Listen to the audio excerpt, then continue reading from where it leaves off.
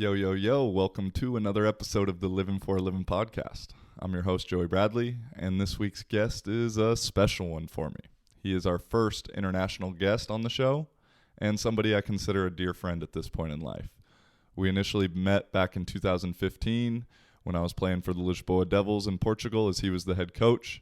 Currently, he is a commentator for NFL Portugal. Without any further ado, our guest this week, my friend, meu mano, Amorim. When the world feels uncomfortable, but now making something from nothing. Good. Hey, you know how to talk into one of these, right? Yeah, I think I know. Yeah, man. No, it's fun to have you here. I guess, like I said, is I just want to know a little bit more about your story from growing up, like in Lisbon. You know how much Lisbon means to me, and like where you grew up. You know, we've talked about this stuff like super briefly, and something I was thinking was like, with all the guys here, like I only know them from the time that I met them. Yeah. And so like learning about people before and like the story before. And so like what area did you grow up in? Near like where your mom's restaurant is? Yeah, I grew up near Lumiar. Okay. That's where my mother has a restaurant, and I was one of those like teenagers that didn't like sports at all. Okay. At all. I liked to play video games and stay at home. Like I wasn't really into anything related to sports, but eventually, yeah, American football knocked on my door. Yeah. I think I was like 17. Okay. At Still the time. in high school? Still in high school, yeah. Okay. Finishing high school. And I was invited like by a guy on the subway. Like this happened, yeah. Like a guy on the subway just approached me and my friend, Pietro, the guy that I had a great, and I still have a great relationship, a great friendship. And they were like, "Hey, do you want to come and try American football?" And we're like, "What is that? We don't know." Oh, it's cool. It's like you have impact, and it's come and try. And we went, and I hated it. You hated it? I hated it. Okay. But my friend loved it. So the thing was, in the first times, I went because my friends really liked it. Okay. And eventually, I think I fell in love with the sport. Because for me in the beginning wasn't the physical aspect, because I was a very overweight teenager. Okay. I didn't. Yeah, that's right. I've seen like, the old picture. Yeah. Yeah. Damn, yeah, that's right. Don't put any picture of that like on the pod. No, don't do it. Yeah, but eventually what got me in the sport was more the strategic side, and like the mental side, okay. Like the team bonding, like going over your own limits, being able to achieve. Because let's be honest, the physical aspect, you have to put in work, yes, but that's the easiest, you know? Totally. Like the mental thing for me, and when you talk mental, you talk individual and like a collective of a group of guys. That for me, it's the thing that really got me into the sport. And then, 10 years playing, 2 years in Spain. What team in Spain? We played. I was in the Navigators, but we played all over Spain because in the beginning. That's right. Okay. I think you didn't know about this, and I think most of people don't know. In the beginning, like I'm talking about like 2007, 2000 to 2009. There were like 3 teams in Portugal. There was the Lisboa Navigators, Porto Renegades, and Crusaders. Okay. And each team had like 20 to 30 guys. There was no league, so the Renegades and the Navigators played in Spain in the second league. So we played there, and like the first year we got beat by everybody. The only 2 games we won were against the Renegades, the team from Porto. But in the second year, something really fun happened on the Navigators team at the time. We beat everybody. We beat the 2 times champions in Spain, the Reus Imperials. Okay, yeah. Reus Imperials. I think you know them. One game. Yeah, I think you know them. But we lost the game in the board because we used the guy. Yeah, it was one of those situations like before the game. you went to the team and said, hey, we have a 15-year-old guy, he's American, we didn't put him up to play, but if we make an agreement here, he can play. We signed something. They did that. The kid was a machine. We won the game 14-2, like 14-2 in Lisbon. And then they went to the board thing and said, hey, they used this guy. They couldn't use it, so we lost that game. Oh, by like technicality. Technicality, Okay. exactly. Thank you for helping me with the word. And eventually that year we ended up playing the semi-final in Valencia against the Valencia Giants. Okay. But if we didn't have lost that game with the technicality, we would have been playing in Lisbon the semi-final, and maybe that would have changed stuff. The travel, Yeah. But we lost the game in Valencia in a triple overtime. Whoa. Yeah, 18-12. Like You got a good memory. one of the sickest game I ever played. Really? Yeah. We also had some sickest games. Yeah, triple OT, man. Yeah. I've never even played in a triple OT game. No, that game was something. Like, and imagine the field in Valencia was like near a beach. Mm-hmm.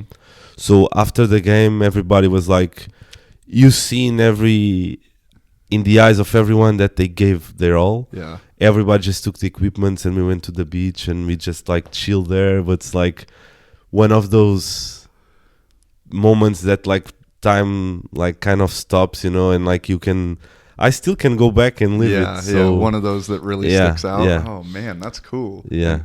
You were D-line in the beginning, or No, I started playing center. okay? I played in Spain. I only played center, and then I started moving outside, guard, tackle, tight end, and eventually went to the D line. As you were losing weight too. Yeah, a little bit, a little bit.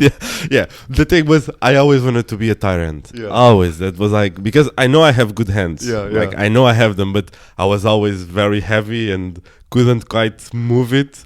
And eventually, you always had one guy that was better than me in the team. So I was like, okay, I play guard. I'll play whatever you want me, but I want to be a tight end. Tell me what I have to do. But hey, eventually, when we met in the Devils, and now I'm fast forwarding like 4 years after the moment, because after that moment that I was telling you about, we started the Portuguese league. Yeah. Okay. The Navigators won 4 years in a row. Right. I was also playing with them, and eventually I went to the Devils, where in the first 2 years the Navigators also won. Okay, that's right. And eventually we came on board in the third year with the Devils, and in that time I was playing D-line. Yeah. That I think it's my favorite position now. Yeah. Yeah, I think so. Well, for what reason? I don't know. I think like tight end is on the offensive side is my favorite position, but overall playing D-line, I think it's satisfying. Like you have an opportunity to be like the frontier of every battle, every game, and I think that was my favorite position in playing. But I never played quarterback. Maybe maybe I can try to do it. Yeah, you still got time. I can. Yeah, man. Well, while we're on it, I initially was gonna have us talk a little bit more just about growing up, but since we're on the topic of Devils and when I was here, like something I've been thinking about is like what were the expectations before you met me and before I came here, and Colin as well, and like, because we were the first imports or true imports, and kind of what was like the thought process of the guys? Because I mean, for me, you know how I feel. Like, I fucking love it here, and all the guys and everyone welcomed me super warmly, and it was great. But I was thinking about that before you got here. I was like, I wonder what the ideas were of the collective group before I got here, Yeah. Can you? Yeah, no, I think like in the beginning when Duarte, that was the guy that he was the original creator of the Devils team, Duarte. When he invited me to come on board, we make like the 3C plan that I'm not sure if you remember. That's right. But we created a plan with 3 Cs. I'm not sure if they translate as well to English, but was C. The first C was the creation. Second C was continuity. Okay. And the third C was conquest. Okay. So yeah, they kind of Yeah, translate for the sure, same, yeah. for sure. And the first year, we just tried to create things and see how they went. No expectations, just try to put the pieces in place. In the second year, we kind of understood that what we were lacking were more like someone to mentorship me a little bit, because I had experience in playing for 6 years. Yeah. I played with American coaches, with American players, Yeah. but I gained knowledge. I tried to apply some methodologies and some stuff that I learned, but having someone with more in-depth knowledge would be very important. And then came Coach Skinner on board. Gotcha. And eventually, in the second year, Coach Skinner was making like a consultant work, helping me, helping the team. For the third year, our expectations was bringing someone on board that would be an extension of what Coach Skinner was doing from Canada, Yeah. but yeah. on the field. And I still remember the first time that we talked. And I'm not sure if I ever On told you Skype? this. Yeah. Yeah, okay. But I don't think you know one thing that Okay. happened. Because what happened was, Coach Skinner had he was the one that made the contact with you. Yeah, yeah. He was talking with a couple of quarterbacks from around Europe and the US and so on, and he talked with he had a Skype meeting with one guy before you. Okay. We had a Skype meeting with the guy. I think he was playing in Spain as well, Okay. where you are right now. We had the interview with him. We talked a little bit what the expectations, what he was looking for as well, what we were looking for. And at the end of the interview, I told Coach Skinner, this is not the guy. Yeah. Like, this is not the guy that we are looking for. Let me just... and Coach Skinner eventually said, hey, I have a guy that I'm talking right now on Skype. Can we just jump into a conversation? And we start talking with you. And at the end of the interview was like, this is the guy that we want. Damn. Yeah, and eventually it went really well. Mhm. You came back for a second year. The expectations were all surpassed, obviously, because we wanted someone that not only delivered us a championship, obviously, and delivers the final vision of the plan that we had elaborated two years or 3 years earlier, but also that left something for the guys to continue that. And for me, it's very important to see that even right now, after me leaving the team, you leaving the team, they still keep winning. Yeah, for sure. And I think that delivers and says a lot about the work that we have done. You know? Definitely, definitely. Like, what in now your experience, what's the biggest difference from coaching and playing with American guys versus Portuguese guys? I mean, I think the Portuguese guys, they have something that you can't teach. Like, they have the eagerness to learn. Uh-huh. And I think probably you're better suitable to reply this because you now have more experience in other European countries. Yeah. But I think that it's something that's really good about us as players and as coaches. Yeah. The American players or the American coaches, I think in the beginning there has to be an adaptation from your side. Yeah. In terms of you can't be all very strict, very autocratic in the way that you approach things, because we are a very emotional people. Yeah, emotional people. And we need to have that. First, you need to gain us a little bit. For sure. Yeah, right. But once you gain us, it's like it's something for life, Right. you know. And it's like, I know. it's something that you really get us 100%. And I think that's a great mesh, you know, when you are able to do that, because if you have the knowledge that you have, I mean, I don't think there's, or maybe one or two situations, but most of the American players or coaches that came to Portugal, not only the Devils, but to the other teams, they had knowledge and they had things that they can bring and add on to any team. And if you're able to match that with the eagerness and the will to learn and to develop that the players do have, I think you have like a great combo to do Yeah. stuff that were never done before, and we were able to do a couple of them during the years that you were here. Yeah, man. No, those 2 years for me were insane. Like for multiple reasons. The football was super fun, and we won every game. You know, I mean, so that's always makes it more fun. But then just from the like you said, the kind of lifelong connections and just the timing of everything, and wasn't like perfect at the time, it felt like, but then looking back now, it really was. Because I mean, for me even to come to Portugal, I had to have a really weird kind of fucked up situation back home that just like led me to the brink of like, I got to get out of here kind of thing. And then, you know, kind of came over, and like I said, I've been reflecting on this, and wasn't initially the OC or anything like that. And then, so I was just one of the guys, you know, part of the guys. And then slowly, I think you like had to miss one game or something.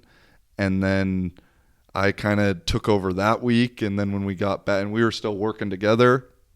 And then, I mean, that was like one of the most like impressive things I remember thinking about you in the very beginning was after that week, you were like, bro, we'd be better if you run stuff. And like the essentially lack of ego in that decision was like super impressive to me.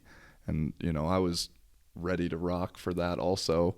And man, no, it's like looking back those 2 years, and plus Lisbon is Lisbon, I mean, was awesome. What if, let's play this game of like, what's your fondest or best memory from those 2 years, if you can? I'll put you on the spot, or something, just maybe even not memory, but just something that like really sticks out that you remember to this day.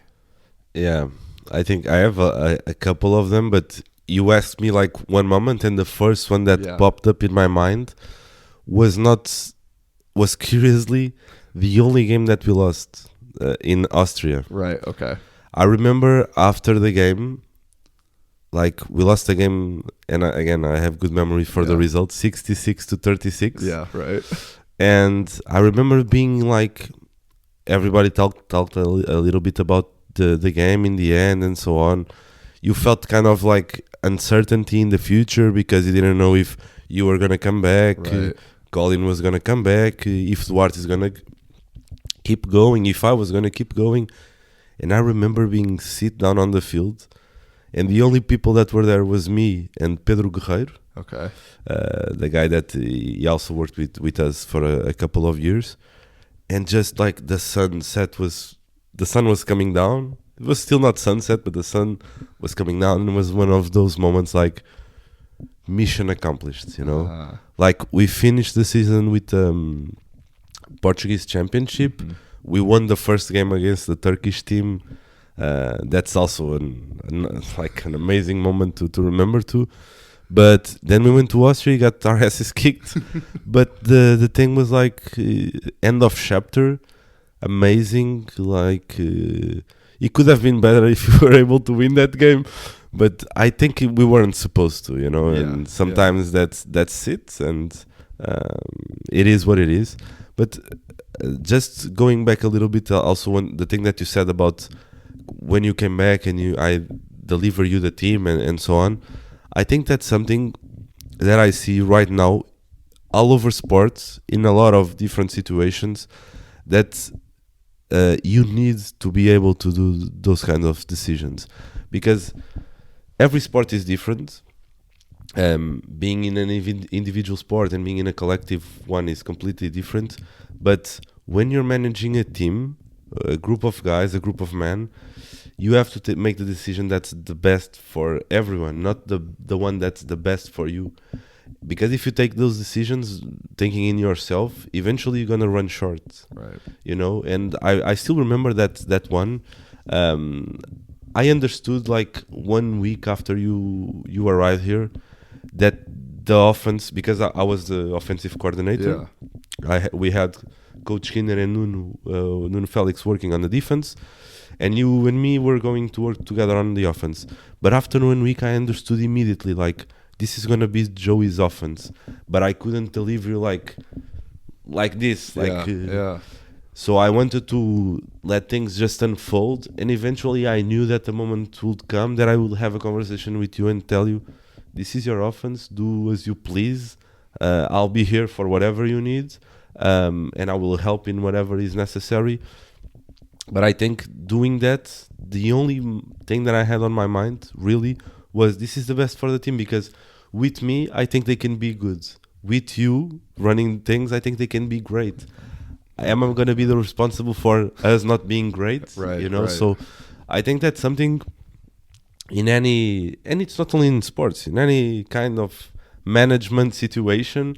If you see someone that is like has the ability to take your team to a whole nother level, being able to step down a little bit and allow things to just flow doesn't make you like lesser or worser or better or just makes the team greater. And I think you have that mentality, things eventually, the results happen, you know. Yeah, no, I mean it and like I said, the timing of it was perfect, because I got to, you know, now after doing the 2 years in Lisbon, 2 years in Poland, where Lisbon, like I said, I didn't come in as the OC. I was just a guy. And then once I kind of became the coach officially or whatever, it was just, I was a player that was coaching. And then whereas Poland, I went in as both, and it was declared, and there it was more, the relationship wise was more a coach that's playing.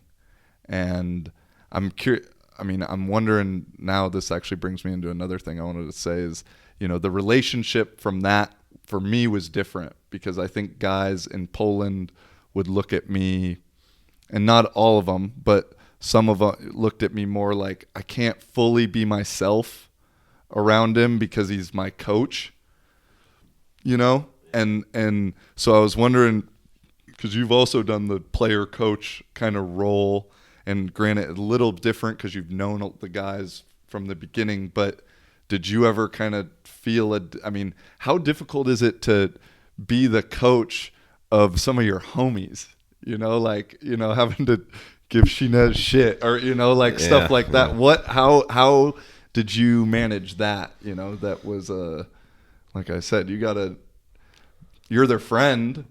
Yeah. But then also like, bro, you can't do that. You know? Yeah. No, I understand where you're going.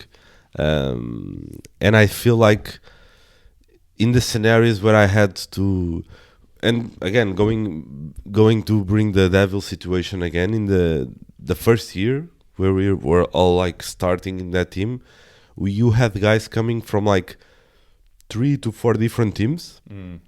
I knew a couple of them, they knew me, but they really didn't know me, you know? Okay. So you kind of wanted to make a statement of like, I'm the boss here. Yeah. This is a dictatorship and I'm the dick. I didn't think about that. Kind of like that. For sure.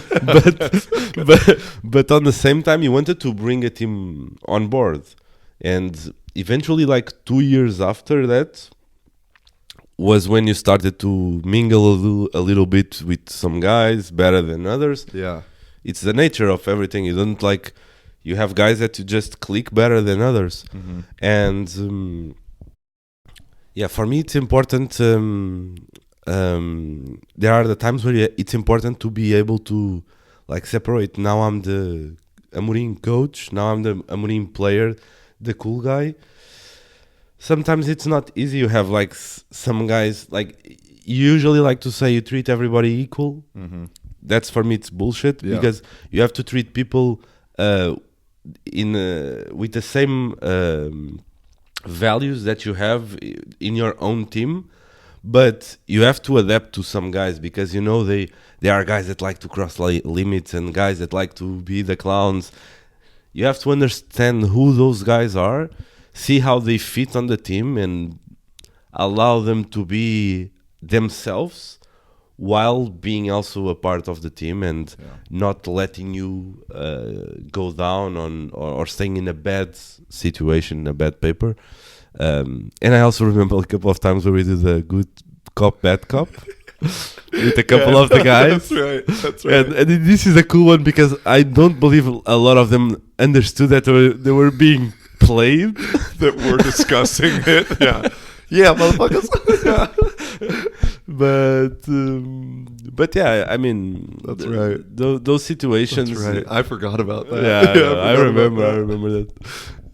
We had the special cases. Yeah. But I mean, it's not always easy. Yeah, it isn't. But in the end of the day, for me, managing a team, and the best metaphor that I came across in my 30 years of life, it's like you're searching for the perfect heartbeat, on a team. But there are guys that have a very big heartbeat, like boom, boom, boom, boom, always. Mm-hmm. And you have those guys that are more boom, boom. Yeah. Your goal is to always bring those guys up, the guys that are up a little bit down, and find the perfect heartbeat on a team, I like without taking their own individuality and their own personalities, but the search for that perfect heartbeat. Because if you find a team that has the perfect heartbeat, they're gonna be winning by 70, losing by 70, and being the same team. Right. Oh, that's nice.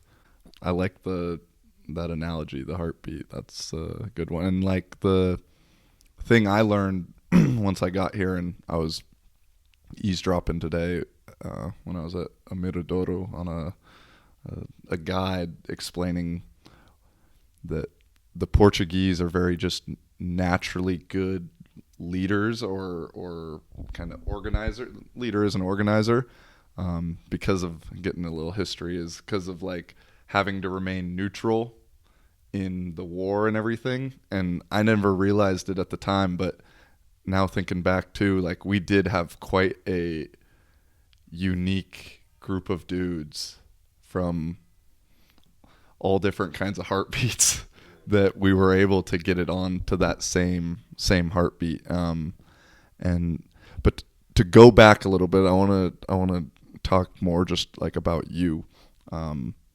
and just kind of, I'm curious about Portuguese culture also, and like how you perceive it, and like what was like high school and college like for you? Because I know we're pretty much the exact same age, and growing up there wasn't the social media stuff yet, and so like, and to me I feel like it's similar to American high school, but also different because sports don't play as big of a role or any role in college.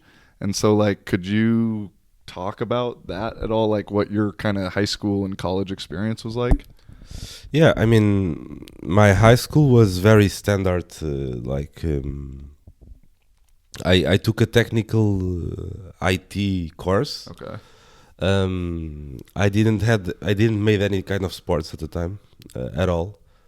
But for us, it's not very like I feel from the movies that I've seen and from the people that I know from the States, that it's more like inclusive. Portuguese high school is? No. The American one, it's more inclusive. Like Okay. you have the groups, yes, Yeah. but you have like an environment. In the Portuguese one, I don't feel like that. Okay. Like it's more like you're by yourself, and you have to like go, And I felt like my high school was me trying to find somewhere to belong to. Okay. And I think I didn't find my place there. Was something that I had to do, and contrary to most people, because and usually the follow-up is high school, college, find a job, and yeah. I did something that's a little bit different. I did high school. I finished high school when I was 17. Curiously was when American football came into my life, and then I went to work. I actually before that I made my first trip. I went to Africa for 3 months. Okay. I lived in Namibia for 3 months. Yeah. Yeah, I kind of remember you telling. Yeah. Yeah. And after that, I went to work, and I decided to gather the money that I needed to pay college by myself. You know, it was a decision that I made. And eventually, when I went to college, was more like was a different situation because I was already working. I was already older. I went with 23, Okay. so it was a little bit different, you know. And so you essentially too went and being older, you kind of have like an actual idea. You've had some real life experience out of the country. You're not just going because it's like the checklist that The you're next doing. step, yeah, the yeah. next step. And so, okay, I didn't know that. And so then, what did you graduate? What did you study? Human resources. Okay, and yeah. so then, what in the process, like, why that? Because I feel like you probably actually had a reason rather than, I feel like when I went, at first I started business, and I mean, I was going for football, but you had to pick something, and it just made sense. So you might have had a little bit more of a insight on why. Yeah, I feel like my reason was I want to work with people, and it doesn't really the environment where it happens. Like if it's in the sports area, the IT area, the pure management side, I want to be involved with people. That was the reason why I think I went into human resources, and I took the degree. But honestly, I don't think, and especially in our times, a degree makes you like a better or a worse leader or a better or a worse person at all. Yeah, totally. Yes, knowledge is amazing, and I pursue knowledge every day.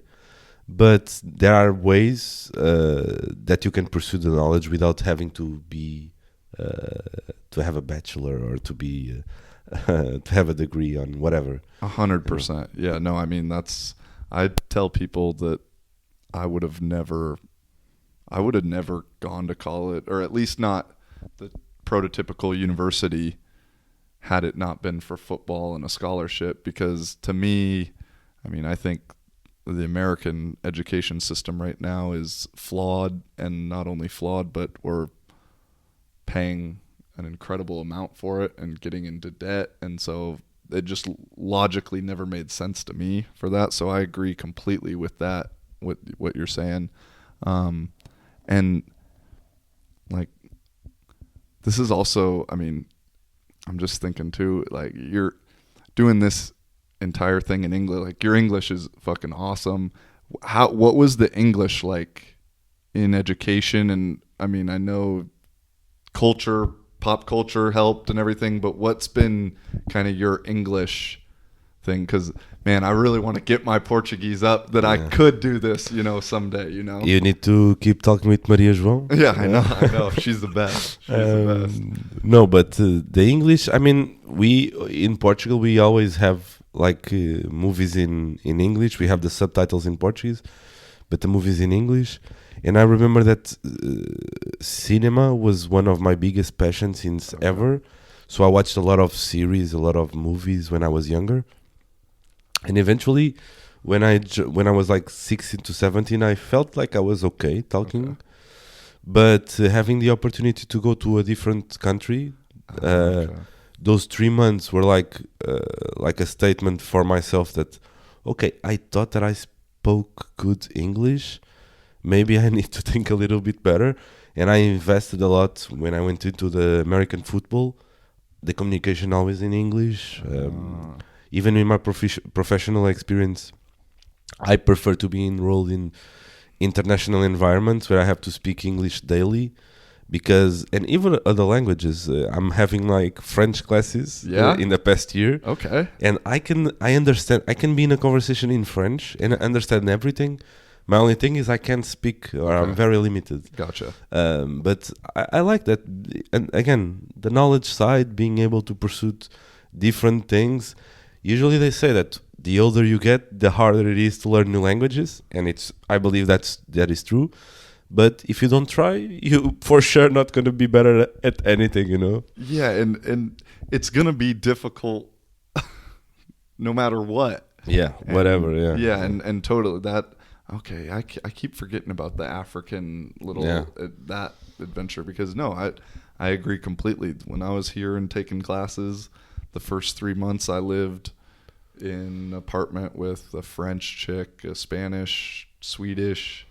Everyone spoke English in the house. And then the second half of that year I lived with all Portuguese, and they spoke English, but in the house we were speaking Portuguese, and my Portuguese escalated like that, you know, in that short amount of time compared to the previous 3 months.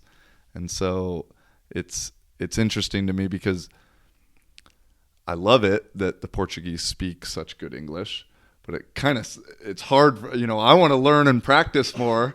And so, you know, I met these two dudes today, hit it off just randomly talking at a cafe, and I started in Portuguese, you know, they're our age, and started in Portuguese just because I want to practice. And, you know, they went along with it for a little bit, but, you know, after where you're from, what you do, you know, what I can do confidently and not really have to think about it, we switched to English, and, you know, like we're talking now, it's like that. And so it makes it more difficult sometimes, where in Spain it's not so much like that, where I just need to practice more. But we talked about, or you said your first trip being Africa, and you're a traveler yourself. And so did you travel at all growing up, or was that kind of the first, like what like opened your eyes to traveling? Yeah, I think my first big travel was that one. That one, okay. Where at the time I was like 18. I wanted to see a different reality, you know, and I had the opportunity to go with a friend of mine, and we did that. It was an amazing adventure. But after that, I kind of wanted to do more trips and see more countries and see more cultures and find different ways of live and perspectives. But I was never able to do it because I was investing I wanted to earn money to pay my university and so on. I was only able to start doing that again like probably 5 years after that trip. But yeah, and in the last 5 years, I've been traveling quite a bit. Yeah.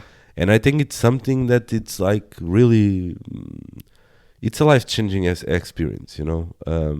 And I've been able to travel with girlfriends, with friends, by myself. I was able to do a couple of backpacking by myself around Europe.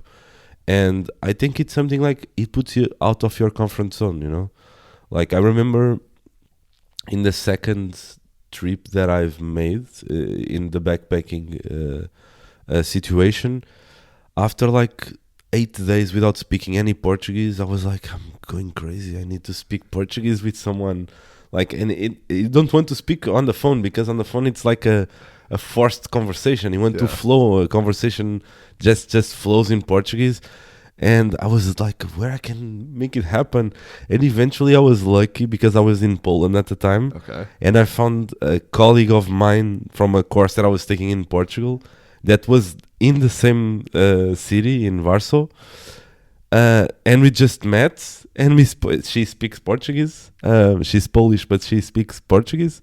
And yeah, I just started speaking Portuguese. I was like, Barbara, thank you so much.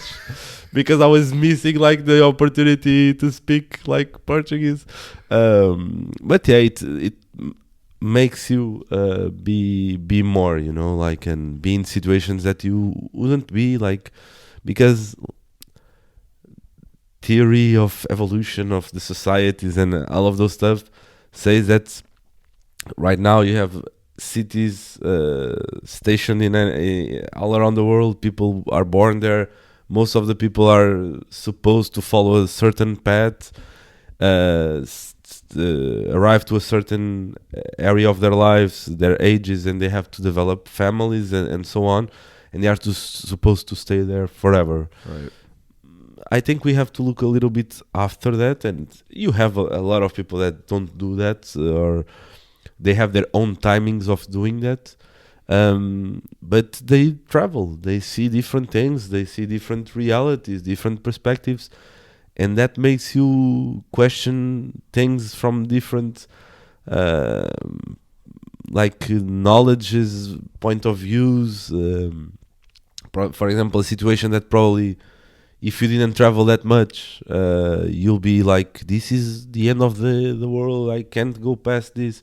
But once you are able to travel, to see things from other people's eyes, you be more relative, this isn't the end of the world, I can get past this, just chill and move on. But I think traveling, it's a life-changing experience, and you are a proof of it as well. Yeah, man. I mean, no, that's why I asked. It's like, it's for me. I got my list of all the places I want to go, and it's almost like, where's the time? But like you say, there is time, and what's, I'm in that making of a list, and you've been some like pretty exotic places, I feel like, that are kind of unheard of, relatively speaking. Like, what's one of the most like underrated places, or place that a lot of people don't think about going, that you gotta go? Yeah, a place that I was this year, and it's like sick, like you need to go. It's São Tomé e Príncipe. That's African island? Yeah, it's an African island in where you have like the 0.0 of the earth. Okay. Where like the 0.0 from, I don't know, I'm not remembering the names. The median, or yeah, what? Exactly. Okay. The horizontal one and the vertical one, the point where they meet. Oh, whoa! Yeah. So it's like right in the middle of northern and southern hemisphere. Exactly. And oh, whoa! Yeah, it's like the exact point. It's like an island, but the island where you have to go to see that, it's not the main one. Okay. It's like a small one that you go like on a 15-minute boat ride. Oh. Then you just climb like a mountain, and you arrive there, and you have like a world map stationing the place where you're at, and like the 0.0. That was like one of the dopest moments I had like my entire life, being able to be there.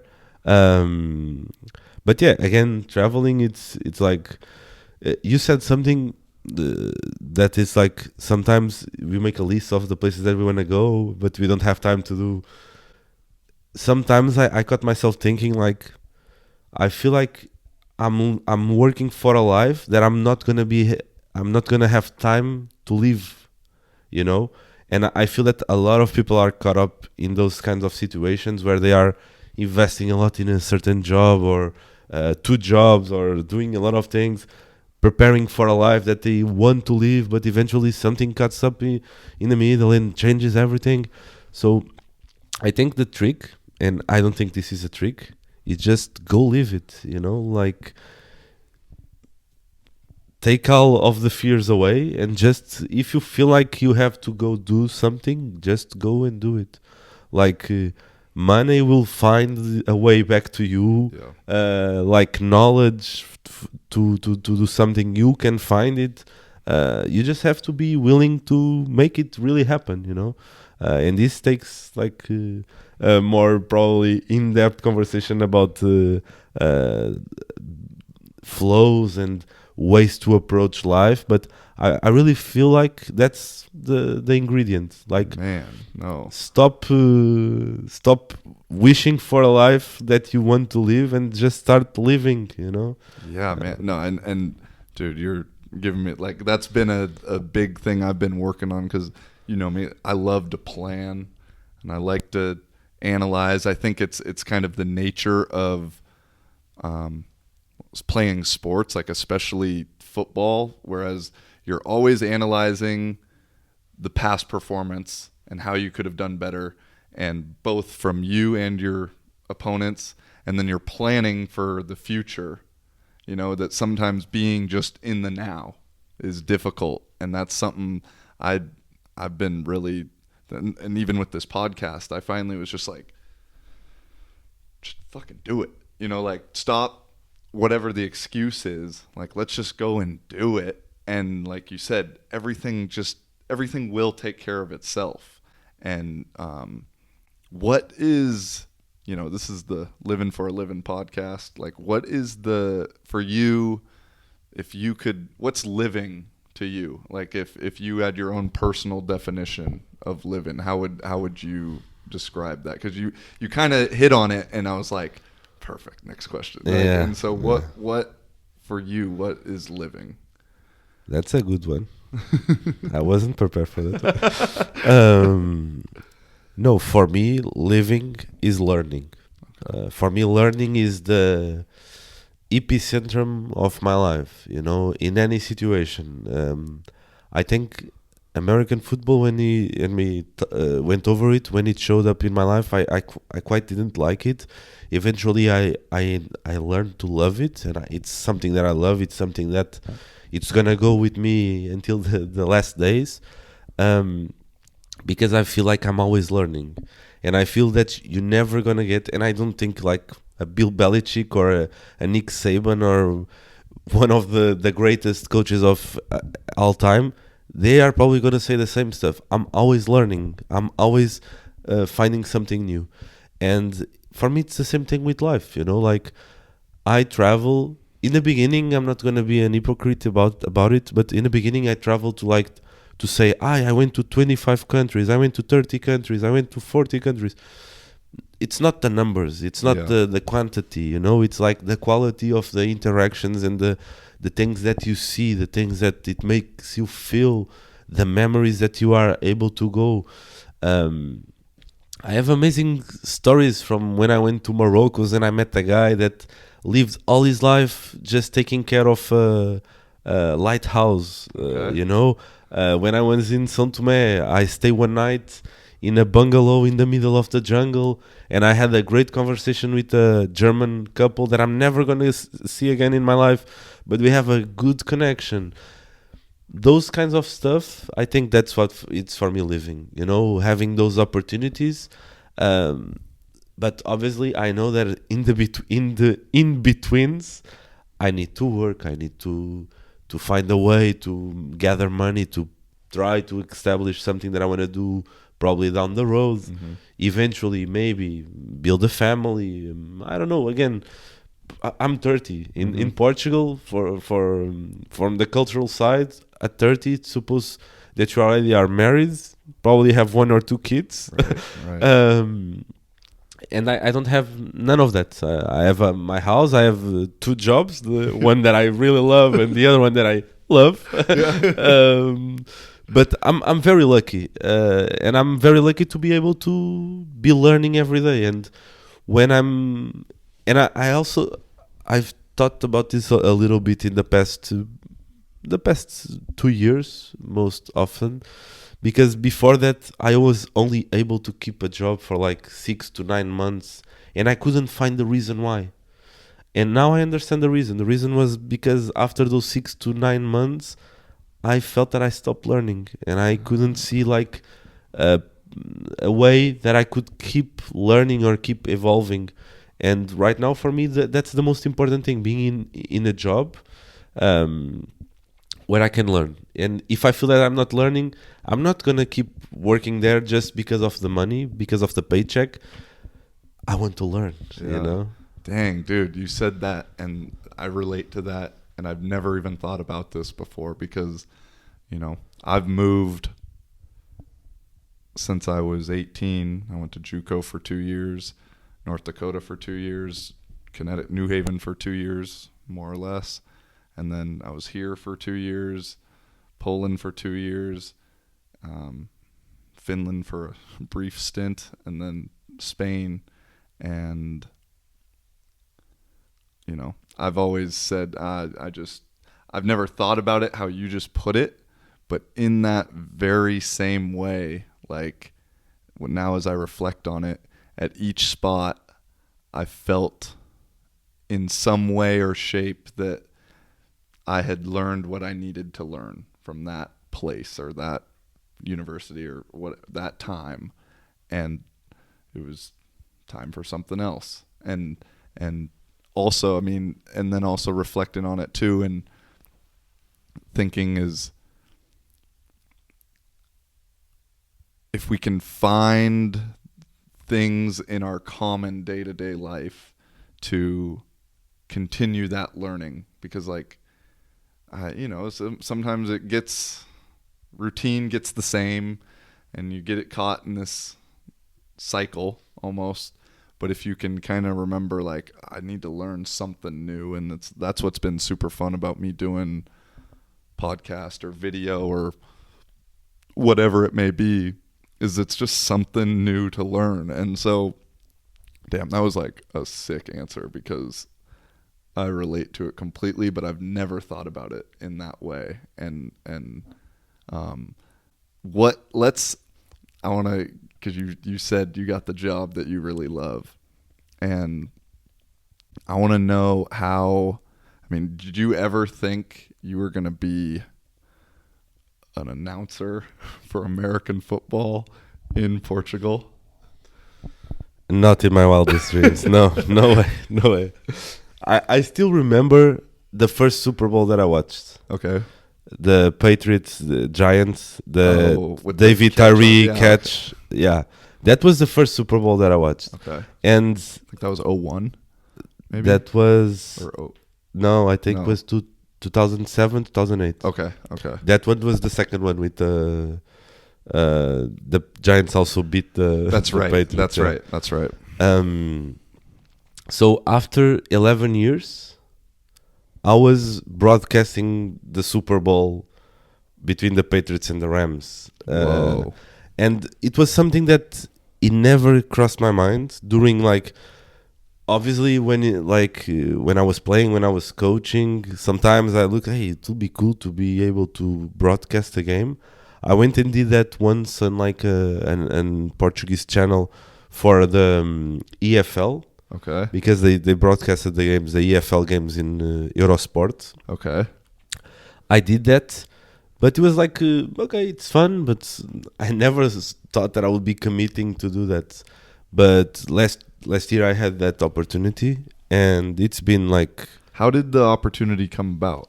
Yeah, because in Portugal, there was only one channel, Sport TV, that had like the majorities of the contracts for most sports.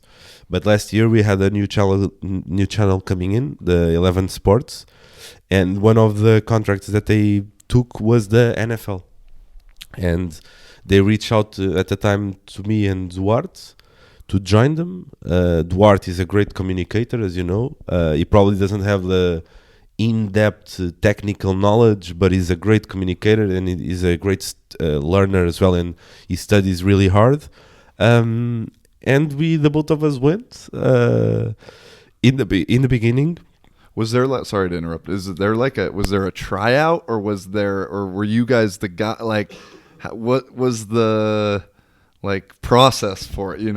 Yeah, I think there was a tryout, but they didn't tell us. Okay. Because in the beginning they reached out to me, and they asked me if I would be interested in doing that, if I had anyone on my mind that could join me. Okay. And I said yes, Duarte. Okay. And they did the exact same stuff to Duarte. And Duarte said yes, Amorim. But I didn't talk with Duarte it was something that they did to me and they did to him, and we gave the same opposite answers relating to the both of us. So then we did the first broadcast, and it was really good. But again, learning process. In the beginning, I didn't study for that. Okay. Like, I was like, I know I have the knowledge. I played a lot of Madden. I understand everything. Yeah, 30 minutes into the game and you don't have anything to say. Like, you start to go Google it and try to find. And then you find your process, And now I have my process. I study like one hour and 30 for each game. Okay. I think more stuff than the one that I'm going to use. But I'm prepared, That also makes you hungrier, and And you understand when you're broadcasting a game, there are games that just suck, Right. You know, like, but then you have games where you just, with the person that you're commentating it, you just get in the flow, like spitting balls and saying stuff that, for example, this year one of the games that I love to make, and sorry Cowboys fans, was the Buffalo Bills and the Cowboys in the Thanksgiving night. Okay, I didn't see that one. The game was like amazing. And like I was broadcasting the game with Nuno. Okay.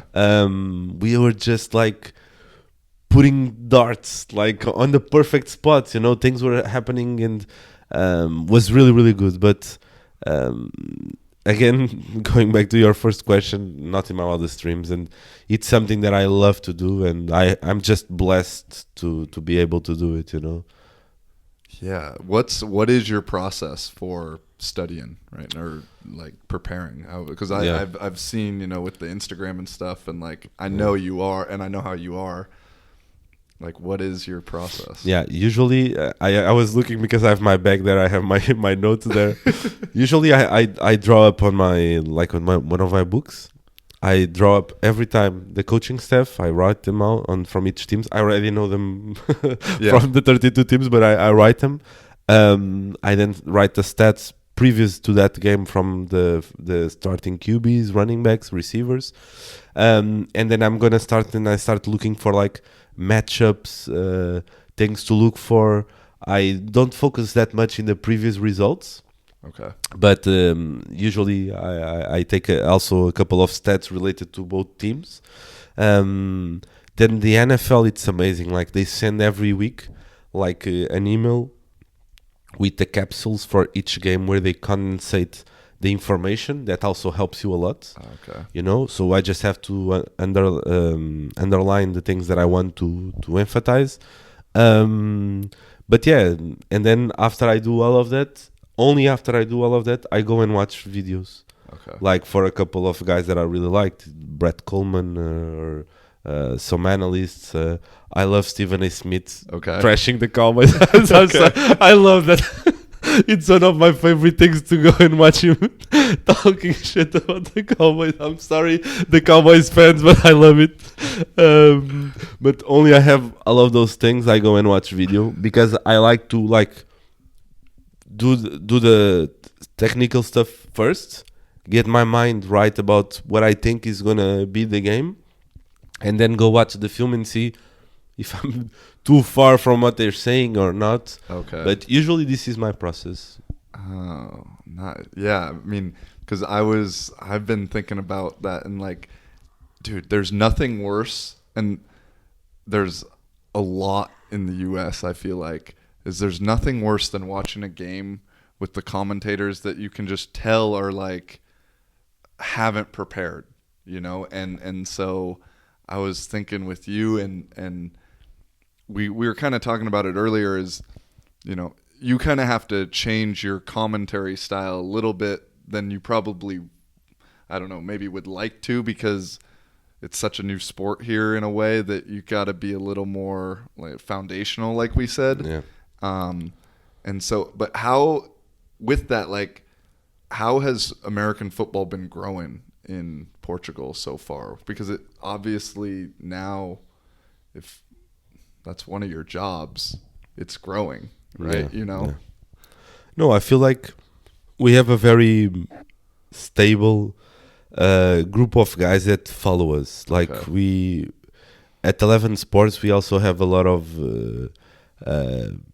the mindset of creating interactions with people that are in-house. We use a lot of the hashtags on Twitter and so on. So we also create that relationship with the people that are in-house.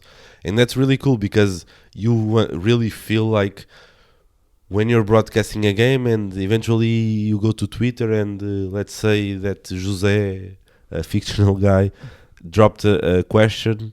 You just say, "Hey, José, just ask this on Twitter," and we reply to the question. That's, I don't know if you ever think about it, but it brings you like, just imagine that you're in your house watching a game and someone says your name on the television and says a question that you have Right. make and like you feel like I'm inside, like it creates a bond, you know. And we do a lot of that. Okay. We try to do a lot of that. And from the previous year to this year, I feel that we have grown a lot in terms of the viewers that watch our games. It's not so easy for people that don't understand the game, because we also don't want to be like boring in going over the rules every time and so on. Right. And there are a couple of rules that we don't repeat, like a holding is a holding. Like we explained it maybe once a month. Okay. Like if I see that's a game that it's probably again it depends a lot of the games as well. Like if it's a boring game, you probably have to find ways to be more to pull people more on board with you. If it's more a flowing game, you maybe be able to explain a couple of one or two faults, penalties that happened. You can do it, but it depends a lot. Our goal is we don't want to be too technical, because we know we're gonna push people away. And on this the same end, we don't want to be always repeating ourselves. Right. So to find that balance, it's not always easy. But I think with the team that we have right now, with me, Pedro, and Nuno, and Duarte when he's in Portugal, The Avengers. Yeah, when we are those four guys, when we are able to flow, it's really good, and we have a good thing going on, I feel like. And is obviously it's something that, I mean, you would want to do forever. I mean, that's your okay, cool. I know, I figured, but no, I mean, honestly, yes, I want to do it forever, but I'm just grateful for doing it right now. I hope I'll be doing it next year. Mm-hmm. But again, it goes into the mindset kind of things that we were talking about. I'll be doing this until I have to do it, and until I'm blessed to do it. If eventually the contract ends, or if they choose to go with another guy that brings another things to the table, I have to be okay with that. I'll try to be have a pragmatical approach, and just okay, it is what it is. Let's find the next challenge, because challenges are in every corner. Sometimes you just have to have the right mindset to be looking for it. Have you thought at all about ever trying to do it in English? I have thought about it, but I don't think for now it's a viable option. Okay. Not because I couldn't do it, because I honestly think I could do it. I would need to learn more and dig a little bit more into proper technical terms and things that are already in the American cultural side. But for now, I don't think it's something that I'm not focused on. Gotcha. You know? Okay. But yeah, if it will arrive in this situation, maybe. Okay. What is switching up a little bit too, of like, what's besides American football and film, although I guess that's like everything, what's like some of your favorite American culture kind of stuff, or let me ask that first. Cultural things. I love the way you guys eat without using the knife. I love it. I'm an American in that sense. Okay. I like to use just the fork. Dude, just the fork. Bro, I was trying to, I told you I ate at a little like very, very Portuguese place tonight, and last night as well, same place. And I'm trying to speak a little Portuguese, show them like, hey, I'm not this just stupid tourist kind of guy. And so I'm trying to, and I haven't been eating like that. I did a little bit while I was here. Bro, it was so hard to like, because I was rusty at eating with the fork and knife by like 5 minutes in. I was like, no, fuck. Give up. No more knife, just the fork. No, that's one thing that I really like. I wasn't expecting that, but that's good. That's good. No, but other than that, I mean, I met a lot of Americans in my life, and I feel like, for example, you are from Seattle. Colin was from LA. I've met a lot of guys from Texas. Um, I feel like you are so different. Yeah. Like, I don't think in Portugal, honestly, we have a clear view of how different people in the US are from people in the US, from different cities, from different states, geographies. So I feel like that's the best thing about the United States. Like, the amount and the richness of the culture that you can get inside one country. Right. You know, Right. I think that's probably my favorite thing. Um, if we're gonna talk about a place in the United States that I would love to go, Yeah. Yeah. Yosemite, Good for stuff. sure, Okay, yeah. for sure, no Yeah. questions about it. I've only been Let me correct you, Yosemite. Yosemite. Yeah. Yosemite, okay. Yosemite. For sure, I would love to go there. I saw a couple of documentaries and so on that made me want to go there and live there for 1 month or so. Yeah. But I've only been to Baltimore. That's the only place that I've been in the United States. That's So right. in terms of knowing cities and so on, I'm not a very.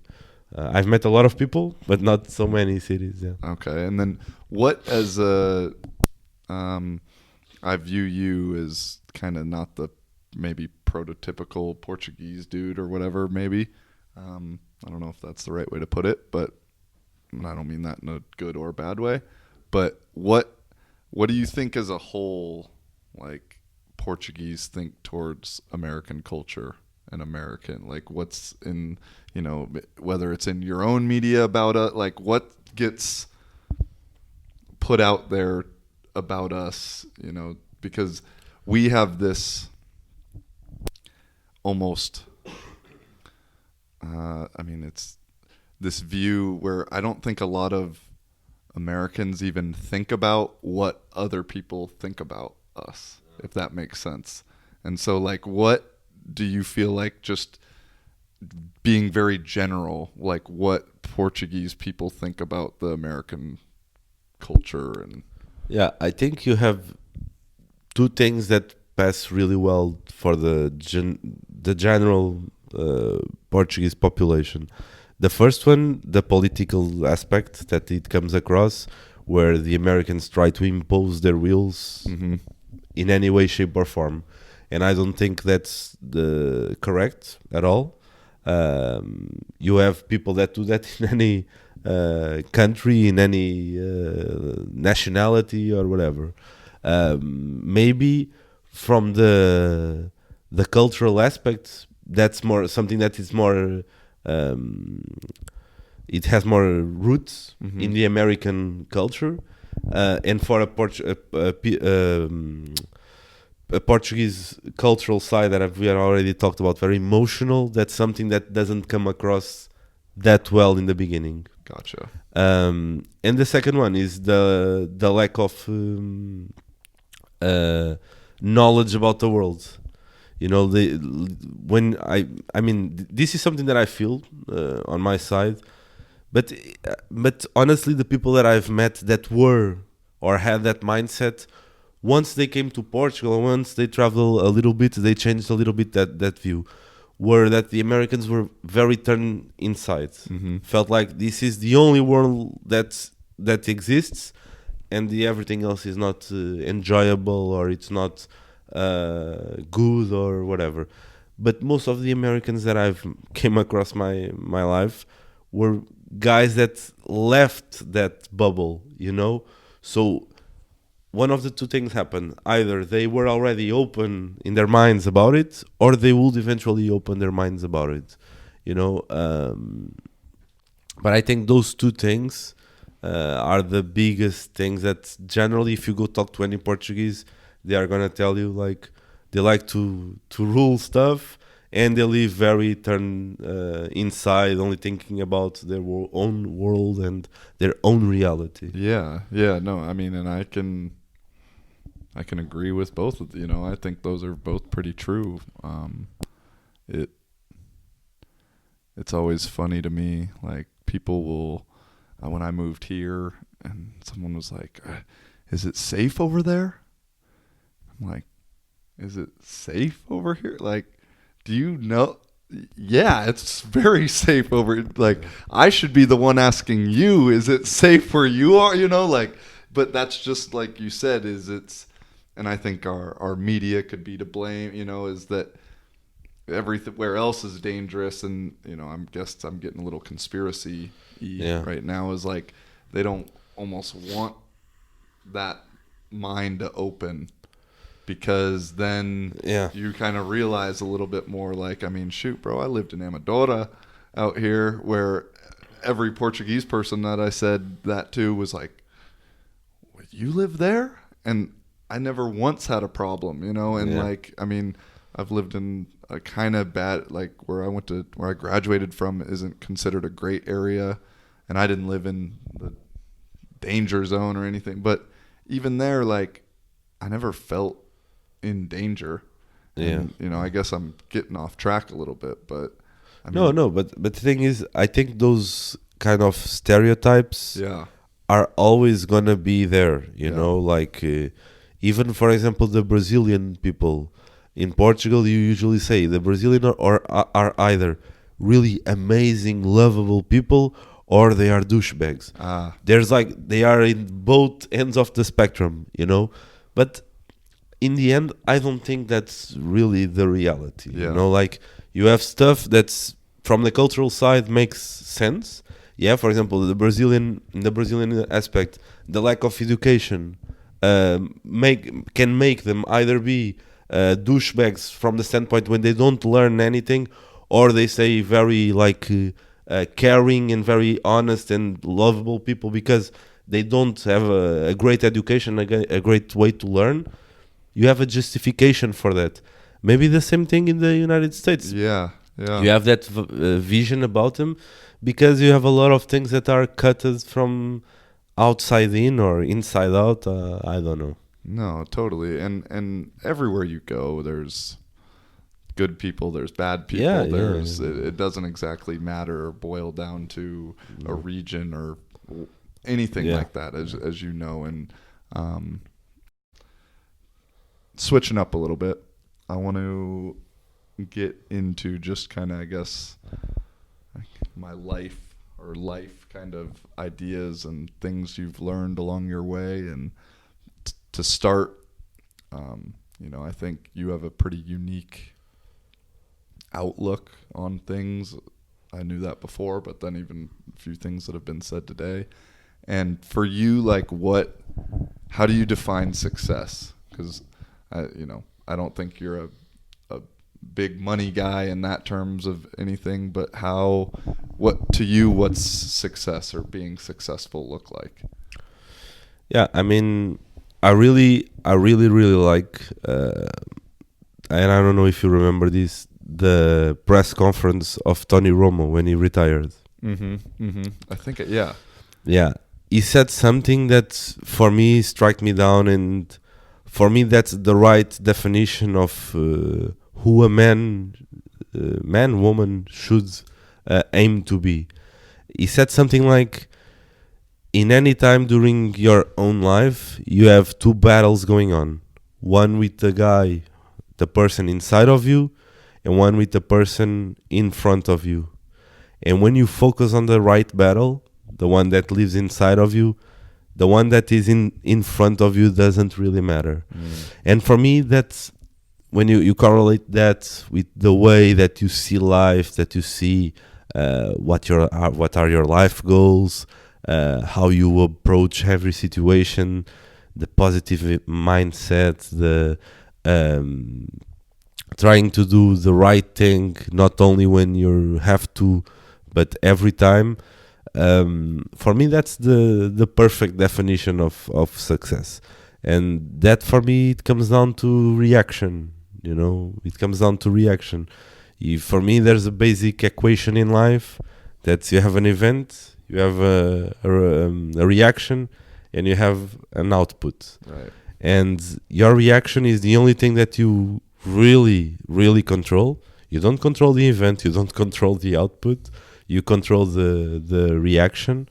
So try to have the best reaction in every damn situation, knowing that you're not gonna always have the best reaction, but being able to when you don't have the reaction that you want, make an assumption at the moment that, okay, I know I wasn't correct on this one, but I'm gonna try to be better next time. And What's a situation on that note? Like, what's a situation from your life, like a mistake you feel like you've made, or a situation where you look back now like, I wish I maybe I could have handled a little differently. A little bit, I mean, going back, for example, to the professional situation that I told you, it happened to me like 3 or 4 times. After a couple of months in one company, I felt like I don't want to be here, and eventually I quit. Was the exact same modus operandi, the same way of doing stuff, exactly the same. And at the time I didn't understood why. It took a lot of mistakes. Yeah. It took me a lot of learning, a lot of reading, a lot of watching, to really understand that the reason why I was doing that was because I felt that I was stopped learning and I didn't know how to cope with that. If I could, probably I would like to go back and change all of that. But at the same time, if I did that, probably I wouldn't be the person that I am today, know? Right. So I think that every step is a reason to take another step. And you just have to be willing to, when a lesson is given to you, to really learn with that. And next time, don't be so impulsive, don't be so naive, don't be so immature, and take the data, analyze it, and then give a proper reaction and collect your output. Ooh, yeah, man, that's great. What's some of the things for you, like habits that you feel get you into this like mode of success? And like, think whether it be, do you have like a morning routine? Do you have something that is a habit that you contribute to when you're on the feeling on the right track? Yeah, I have one thing that for me, like, again, I told you that learning for me, it's like the epicentrum of my life, what I want to achieve. But then there are the stuff that I do that allows me to be in that learning environment. And for me are 2 things that are very important: reading and working out. Okay. And I told you off when we weren't recording the podcast that in the last 2 to 3 months I stopped doing so often either working out or reading as well, because I have the 2 jobs and it's not easy to manage the daily one with broadcasting at night in the US hours.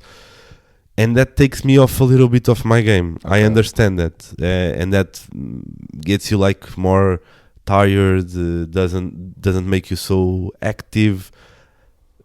Again, acknowledge it, and I'm acknowledging that I'm in that situation. It's a season, like it's for a period of time. I'm not gonna be doing this the entire year. It will be crazy on my side, and I'm now focusing on other stuff. But eventually, I'm gonna go back to my routines that I had. Yes, you asked me about the morning ones. I usually, when I would wake up in the morning, I would do every time, because I read a book in the beginning of the year from James Clear, The Atomic Habits. Okay. It's a book that was one of the best books that I read in 2019. Okay. Where he states that like, you can either be visual, be a guy that is from the senses, auditive guy, and whatever. Try to always have something that you can really check that you are progressing. And so what I started doing after I read this book was, in my room I had a piece of paper for every month, and in the beginning of every month I define like 2-3 tasks that I wanted to do during my day. It could either be doing 30 push-ups when I woke up, Okay. drinking avoiding drinking cokes and Okay. not so good drinks. It could be doing squats. It could be anything. Just write it down, and every time that in the end of the day, you just go there and you write if you did it or not. And I remember that the first ones that I did was like 20 push-ups, 20 squats when I woke up. During the day, have time for 50-minute reading in any book. And I had another one, 5 minutes meditation. Okay. And I wanted to progress in that one for the first 3 months. Eventually, I was able to do 60 push-ups in a row. And for a guy of my size, without so much continuity in the gym and so on, being able to do 60 push-ups in a row after I follow up those 3 months of increasing a little bit every time proved to me that the methodology is right. Like if you set up the habits, if you develop them daily by daily, you're gonna get results, you know. But if you focus only on the results, I don't know if you can get them. Yeah. But I think the stakes are stacked against you a little bit. Definitely. And one of my guests before, Spencer, said, you know, we were talking about cooking and how he enjoys now the process of cooking rather than just the final meal itself. And, you know, he related that to basketball and just life, you know, and then you can relate it to life in general. And he said something along the lines of like, you know, I've found the joy in the process rather than the results, because if you are only worried about the results, like it's not really the formula for happiness in anything, because even once you get there, whatever the goal or result you want is, it's like, now what? You know, there's still the next, you know, and if you get like that, and so that's cool. And how'd you get into meditating? Because that's been probably a big thing for me in 2019, maybe going back even last 2 years, I'll say, almost since I met Colin, in a way, to be honest. Yeah. It always kind of been in my mind, but over the last like 2 years, I've really put it into practice. And shit, man, for me, it's huge. And I'm at a point now where I don't think I don't need to do it every day. I know it's a benefit. Before, I felt like going back to worrying about the result rather than the process. Yeah. I was like, if I don't do it, then I'm lesser for the day, and then I'd end up like feeling this guilt and so now I'm at a point where like I do it when it calls me, which is multiple times a week, maybe daily, just it depends. And so yeah, I'm curious, when you bring it up, how'd you get into it? What was your first, because I think, sorry, I keep asking you a question and then talking, but like I think it's a huge benefit, and like more people could use it and learn it, but nobody ever wants to hear, hey, you should meditate. Like that, you know, like no one ever takes that well. And so, you know, people had told me that before. And so what got you into like doing it? Yeah, I feel like it goes into one of the things that we have talked about, the learning aspect. When you're completely right in the aspect that when you say meditate, you should meditate, you could benefit by it. Hey, how could I benefit from it? Yeah. How? Because should I just shut down my eyes and start what? Yeah. What is supposed? But I've met a girl that she was kind of a hippie, but she did something that was called transcendental meditation. Okay. I'm not sure if I said it correct. Yeah, transcendental? Yeah. Okay. Meditation, where she explained to me that is like something where you get into a state where you kind of get out of your own body and you watch your own self meditating. Something really that I've never experienced. Okay. But she told me, she explained me that, and I was like, oh man, that can be possible. That's not possible. And I went and I looked for it, and I found a couple of articles talking about it, and yeah, in its state, that's something like you have a lot of people that state in the scientific side about the out of body experiences. Right. Can be the same thing from different overviews. So I was like, okay, I'm gonna try to meditate, and I started with like 2-3 minutes just focusing on my breath, just that. I eventually was able to go to 7 to 8 minutes. Okay. But I'm a guy that has really difficulty meditating, mostly because I'm always thinking. I'm constantly thinking, and I felt that I had to stop my own self of telling that to myself. Like, you can't meditate because you are always thinking. Stop that. You're gonna go meditate because you're gonna focus on your breath, and that's the only thing that you're gonna try to do. Bring your own attention to your breath. And that was the way that I started doing it.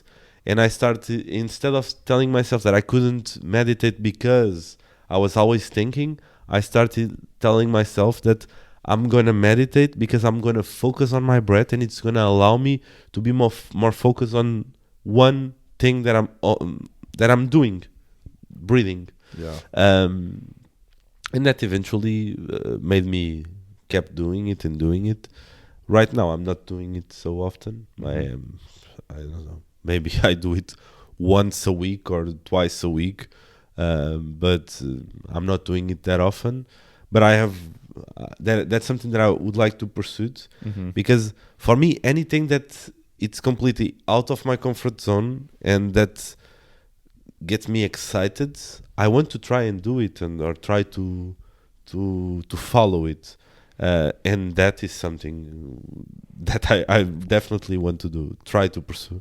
What else has gotten you out of your comfort zone that comes to mind? For example, I'm afraid of heights. Okay. And one thing that I loved was watching, and that goes again to the Yosemite. Yosemite. Yeah. I know. That's an English it's right. fucked up word it's right right. there, yeah. Yosemite.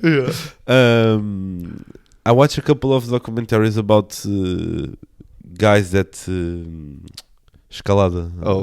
Climb. Yeah. I look like I'm smart right there too.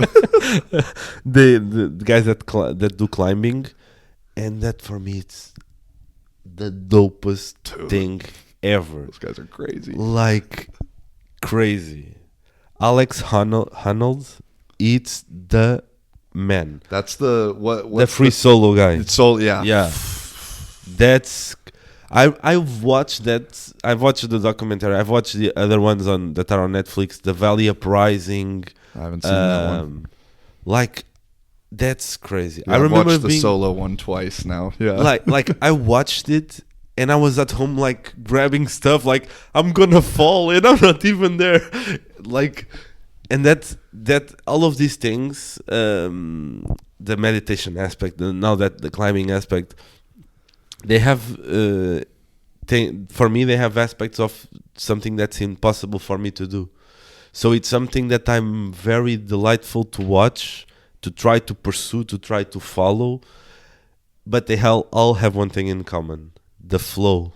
You know, like being in the state of mind where everything is possible. And if you ask me, I think one of my ultimate goals in life would be to be able to access a flow state anytime that I wanted. Right. But I know that's not possible because I know you need the environment, you need the conditions, you need the things to set up for you to being able to go into that. but that's something that I really love, and I read a lot about it. Because The flow? yeah, Yeah. flow state. Yeah, bro. Yeah, you gotta check out my buddy's podcast too. It's Okay. called the Flow Station Podcast. Okay. And I was on one, and I've had actually what I'm working on right now is I'm all cutting his clips up, and Okay. this dude his name's Will Ferris, and he's only 20. He just graduated 23, 24, but the last like 2-3 years he's really dived into meditation and getting into flow and the science behind it and everything like that, and it's totally up your alley, and he's now become one of my good friends, and I joke around, I call him my podcast mentor, because he's been doing it a little longer than me. And no, the speaking of flow though, it's like, man, it would be really cool to be able to do it on anything, and with at any time. The thing, how I think about it though, is that it more or less has to be something, at least in my experiences, that you enjoy. Like for me, I can get into flow, this one, I can get into flow on huddle. The huddle, going through playbook and going through strategy, whether watching film, there's times where I start at 8 p.m. and I look up next time and it's midnight, and it just happened. And then the only other, I think it can happen sometimes in the gym. I'm sure you get that a little bit on the field.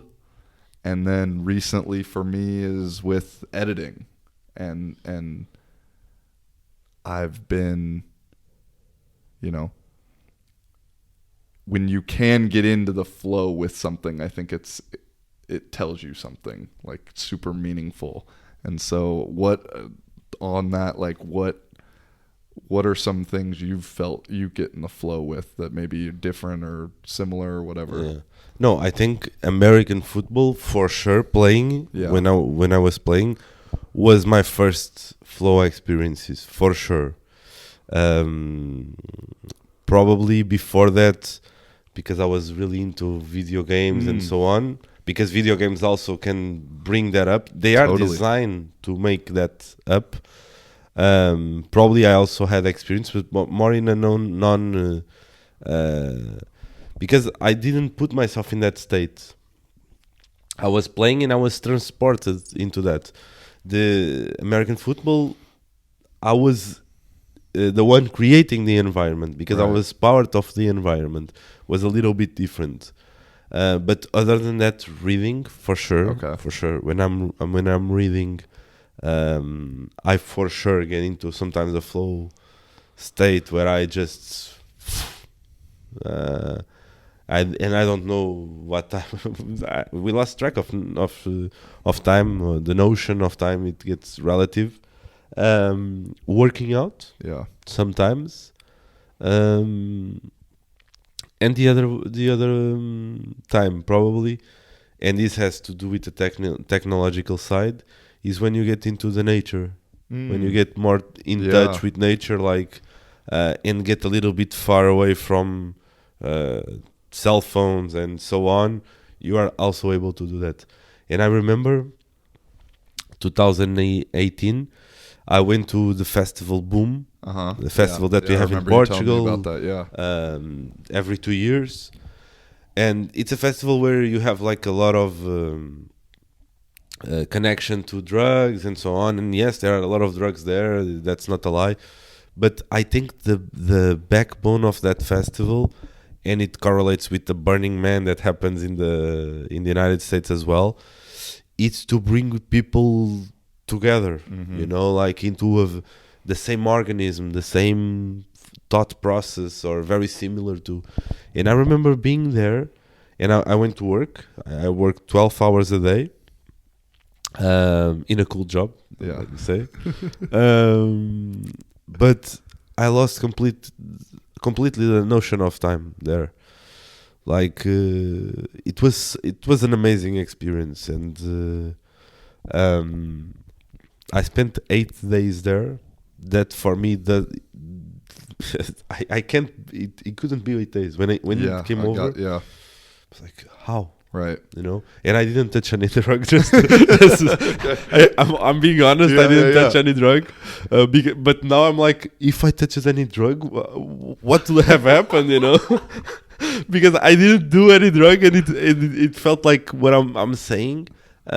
Just imagine if I did it. So it'll be another one in 2020. Yeah, 2020. When is it? End of July, beginning of August. Okay. All right. Yeah. My schedule's open for that time. Yeah. Because I remember you talking about it. No, it's a one in a lifetime experience. You see, not the see part, but the feeling part. It's really special. Yeah, no, that's on my list for sure, and looking forward to 2020, and kind of we're December 27th right now, 28th, like wrapping up, kind of reflecting on 2019. How's this year been for you, just generally speaking? Like, what did you? I mean, I'm not like a New Year's resolution guy or anything like that, but I also have, like, this year I really wanted to focus on just being consistent in something or everything, whether it be editing, whether it be working out, whether handstands was kind of a focus. So got some New Year's fireworks going right now. They heard us talking about them. But for you, how was 2019 for you? Did you have anything in mind, like the consistency thing for me, or how do you look back on 2019? Yeah, for me, 2019 was a good year. I feel like was probably the year where I learned the most by myself, where I had to be like, because until now I was always enrolled in either being part of a team related to American football, or being the head coach of a team, being the leader of a team. And this was the first year where I didn't do any of that. The last year I left the Devils in April, and then the rest of the year was kind of like, for me, try to figuring out what comes next. So for me, this year was more like to find my own self, So I kind of dig deep into myself, trying to understand where did I miss the previous year in managing a team. What are my goals for what's coming? What I really like to do, what I don't like to do. And in a sense, you said for you was consistency. Yeah. For me was eliminating what it's not important. Okay. And I felt I've done that. I now am more in control of what's really important for me. And I'm able to say no to what it's not important. And I think in our time, saying no, it's almost kind of a superpower, because it's hard. You have a lot of temptations in any aspect of life, but when you go to buy some pants, you have like 30 kind of pairs. Like, which one should I choose? Oh my god! And it's something that should take you like 5 minutes ends up taking 1 hour, and it's 1 hour that you're not gonna get back. So. Right. I think that right now I'm able to get to a store and right away say, okay, I want either that one or that one, more accurate. So I think 2019 was for me the year where I was able to be more accurate in that process and eliminating what's not important at all. I like that. No, I think, man, just talking with everybody I talk to in general, like 2019, I think you hit it on the head, and I agree.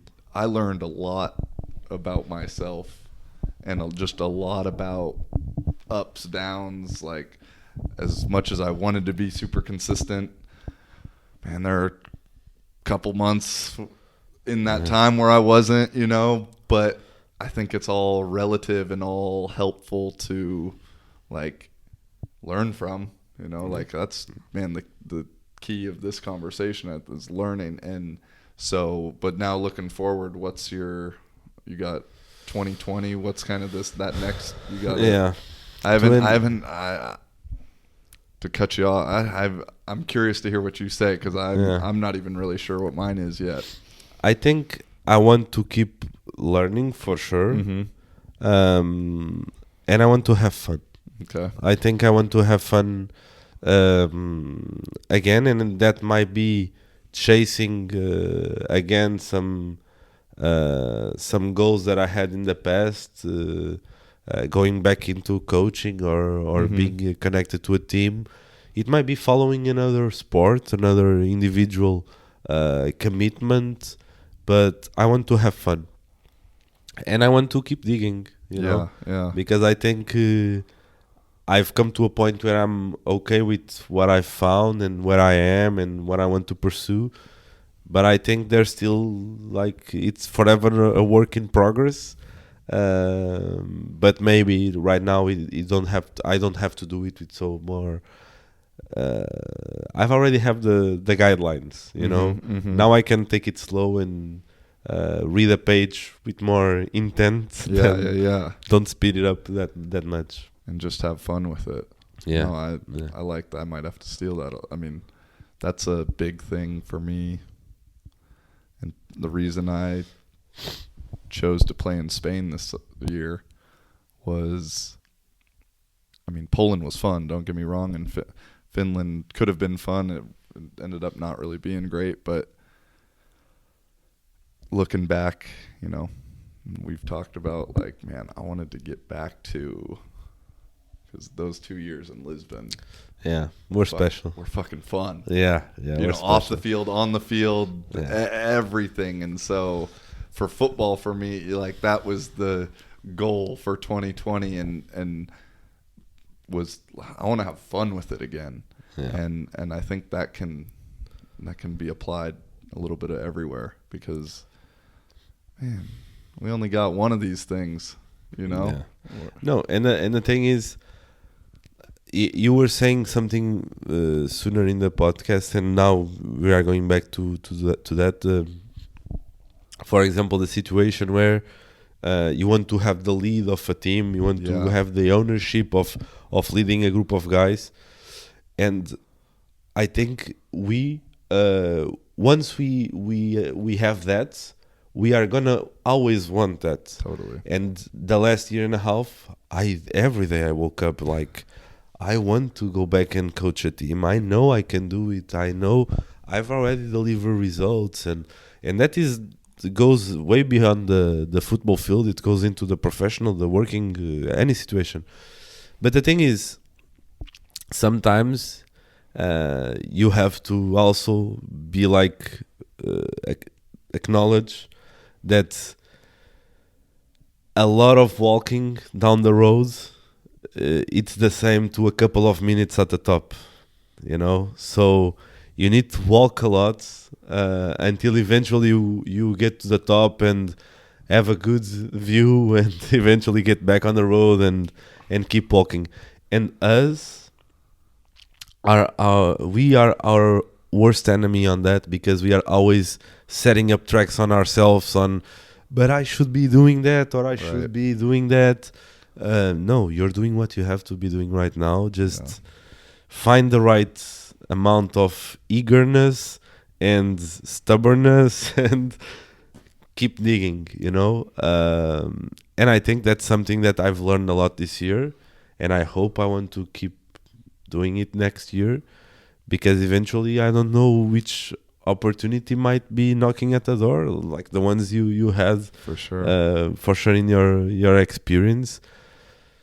And I think that's it, you know. I think we sometimes forget that we need to walk a lot to be a couple of minutes in the Man, no, that's a great top of the mountain. and that's just goes back to the process over the result, man. And man, no, I agree completely, and I think that's a good spot for us to wrap it right now. One thing before we close, like, Yeah.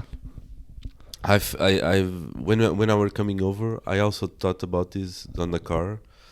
I think it's something that I'm not sure if you ever thought about it. and I'm sure that like 80% of the guys that you coach and that I coach and that were with us on the team don't really sometimes understand. That's like your pet, your success, your ability to go and play in Poland, in Finland, and in Spain, and hopefully in other countries around the world. It's also the success of those guys, you know, 100%. because they had the opportunity to learn from you the football side, but you learn from them the life lessons. Like we had guys on the team, PJ, that had 7 sons. Yeah, yeah. But he was there. He wasn't the best football player, but he was one of the best guys that we had on that team in terms of commitment. Other examples that Rui, yeah, like Cassiano, like Dude, yeah. we have a lot of guys that we could be here saying their names. Yeah, for sure. But I think sometimes we forget that the success of, and again, we are labeling it as success, Yeah. but the path that someone is going through and eventually arrives to, me being able to broadcast the games right now, it's due to everyone that came across my life, and what I'm living, it's a little bit what they are living.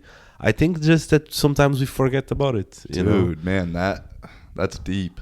And dude, you're totally right and man, I'm glad you brought that up because I've thought about that, but not in that exact way. But man, because you know, on my Euro players profile and all that stuff, you know, it's the Portuguese national championship or national champions 2 times, this and that gets flaunted. And same thing in Poland, we came in second and then came in third, and like it's when you're putting it on a resume, it's about yourself. Yeah. You know. Yeah.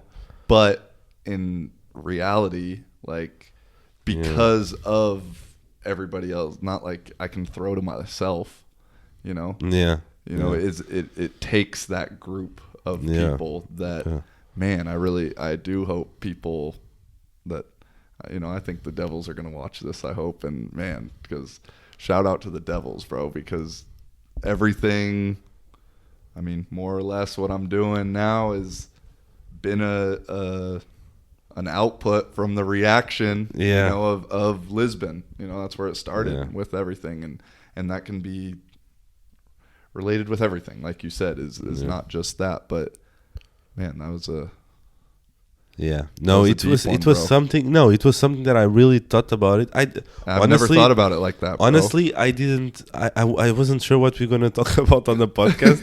I asked you like 2 minutes before we just sit down because we were speaking for like 45 minutes before, just catching up on stuff. But I thought about this and I was like, I wanted to brought it over because I really feel like that's something that's real, you know? Yeah. Like every person connects to a certain person during whichever time, and what you eventually come to collect, that person has like 0.0000001 or whatever influence on that. And seeing you being able to travel, to see stuff, to do what you love, for me personally, I'm talking only on my perspective, for me makes me really happy because I'm doing it also a little bit through you know? Right. And I think that's the mindset that we all should develop a little bit for sure. No. on that side, you know? And I think that can bring us as individuals higher standards of how we approach any situation. For sure. Yeah, for sure. Totally. And bro, I'm guilty of this, of like just how as an only child being brought up this, you know, going way back, and you know, I've always kind of had the mindset of like, you know, I have faith in myself. You know, I guess getting way back, like I've never been a big religious guy or anything. I've always felt higher power, but I've always had this faith in myself and that I can do it and this, and I think that's super important to have, but also at the same time, I think I will lose track of how important having the other people around, and that to truly be successful however Yeah. we're gonna say whatever that is in anything. Like, you need people, you know, and that's a man that, like, I needed that reminder right Yeah. there, you know, to some degree, because I think it's the nature of the beast sometimes, and everyone's this way, that we all think we're only going through our own problems, and our problems are the worst, and, you know, whatever it may be, that it's all about us. And it is. I'm the main character of my movie, you're the main character of your movie, but just because of that, like, we can still fucking co-star together, you know, and to make that an analogy, and that we can all do that, and that you need supporting actors, man. You need supporters out there, whether it be just supporting, like helping, or, you know, being the audience, or people that are actually doing it with you. And man, or sometimes being the first follower. Oh my I God, remember that. yeah, no, the first follower is more important than the leader most of the time, in my perspective. But bro, you got anything else you wanna? No, thank you. That last one, I mean, I'm almost scared to end it right now, bro. You hit that one out of the park, bro. No, drop the mic. No, thank you just for the invitation to be here, talk with you. A couple of the things that we talked here were things that we talked out of a camera and microphones and so on. And I'm just really happy for you, man, for what you're doing with your own life, and the achievements that I know you're gonna get. And I'll be here, being the first follower, being the spectator, supporting you whatever it's that you need. And I hope you keep doing this, because I think it's really cool. For sure, as well. Appreciate it, bro. And just so you know, you're the first international guy I've done. Okay. So that there was a reason and a special place for this too. And it was a conscious effort by me. Okay. So yeah, bro. Thank you, brother.